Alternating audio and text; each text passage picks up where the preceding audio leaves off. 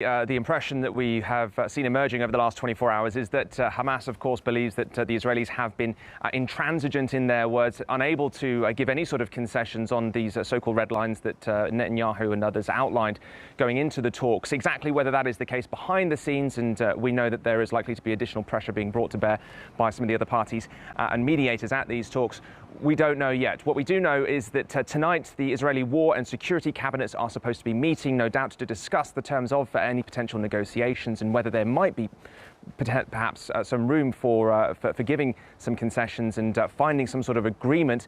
At the moment, however, it does look very delicately poised. Very clearly, the rest of the international community is worried about it. You can see that in the report we just heard from Craig just there a moment ago. But also, this morning we have seen an opinion piece published by Emmanuel Macron, the French president, Jordan's king, and also Abdel Fattah al-Sisi, the Egyptian president, warning that a ceasefire needs to happen.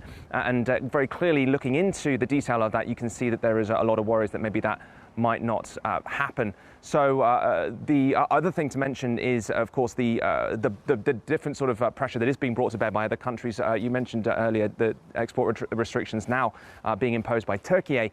Additionally, we have seen a spike in the oil price, which actually gives some sort of indication that maybe pessimism in the stock markets is also over the negotiations. So all of this amounts to a lot of worries about what's going to happen, and very clearly worries that the Israelis are not going to give any ground over the next 24 hours as these negotiations resume.